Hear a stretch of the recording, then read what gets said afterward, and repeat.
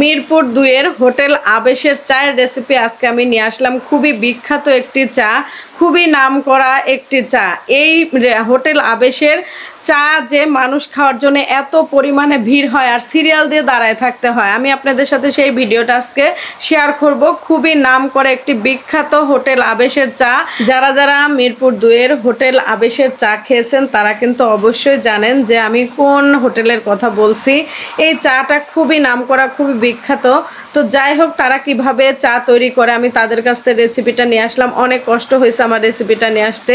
তো যাই হোক, আমি প্রথমে ক্যারামেল তৈরি করে নিলাম একটুখানি পানি দিয়ে আর চিনি দিয়ে, আর সাথে মশলা দিয়ে দিলাম তেজপাতা, গরম মশলা, ভালো করে জাল দিয়ে এখন দিয়ে দিচ্ছি ঘন দুধ। জাল করা ছিল আগে থেকে, সেটা ঢেলে দিচ্ছি, ভালো করে ফুটিয়ে নিতে হবে। আর এখন দিয়ে দেবো গুঁড়া দুধ। এখানে 2 আইটেমের দুধ অ্যাড করে চায়ের আসলেও স্বাদটা আসে খুবই অন্যরকম। তো এবার ভালো করে জাল দিয়ে ফুটে নিতে হবে। আর চাটা নির্ভর করে চায়ের জল ফোটানোর উপর। যতক্ষণ ধরে চায়ের জলটা ফোটানো যাবে ততটাই কিন্তু চায়ের স্বাদ আসে। এবার ভালো করে ফুটিয়ে নিলাম। এবার দিয়ে দিচ্ছি চা পাতি। আর চা পাতি দেওয়ার পরে কিন্তু বেশি ফোটানো যাবে না, কারণ চা পাতি দেওয়ার পরে সুন্দর একটা ফ্লেভার আসে চায়ের। 2-3টা বলক দিয়ে হালকা একটু ফুটিয়ে দিয়ে আমি চাটা নামিয়ে নেব। আর চায়ের একটা ফ্লেভার আছে, বেশি ফোটালে চায়ের ফ্লেভারটা নষ্ট হয়ে যায়। চাটা কিন্তু দেখতে খুব ঘন হয়েছে, গাঢ় দুধের চা, এই জন্যে খুবই ভালো লাগতেছে দেখতে। আর এখন চাটা আমি ছাঁকনি দিয়ে ছেঁকে নিচ্ছি। আর চায়ের ফ্লেভারটা কিন্তু খুবই সুন্দর আসছে। তবে আমার ঘরে আস্ত আদা ছিল না, তাই আমি আদা দিতে পারি নাই। আমার ঘরে ছিল বাটা আদা। আসলে বাটা আদা দিলে তো আবার চাটা নষ্ট হয়ে যাবে। আপনারা কিন্তু এই মশলাযুক্ত চায়ে অবশ্যই আদা দিবেন, আদা দিতে কখনোই ভুলবেন না। অবশেষে তৈরি করে ফেললাম হোটেল আবেশের চা।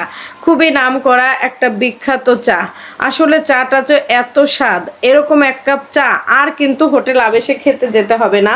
আমি আর আমার হাজব্যান্ড মাসে 2 থেকে 3 বার যাই হাঁটতে হাঁটতে, ছুটির দিনে হেঁটে আসতেই আর কি দুজনে হোটেল আবেশের চা খেয়ে চলে আসি। ওইখানে মূলত আমরা যাই চা খাওয়ার জন্য। আর ওই দোকানে যে এত পরিমাণ চায়ের ভিড়, ওখানে সিরিয়াল দিয়ে দাঁড়িয়ে তারপরে হোটেল আবেশের চা খাইতে হয়।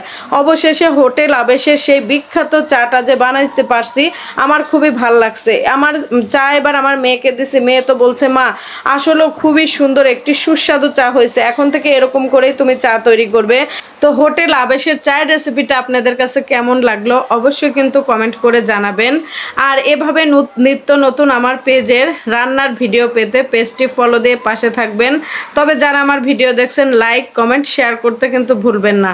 আর যারা হৃদয়বান ব্যক্তি প্লিজ 2 থেকে 3টা করে গ্রুপে আমার চায়ের রেসিপিটা শেয়ার করে দিবেন, তাহলে অনেকেরই দেখার সুযোগ হবে।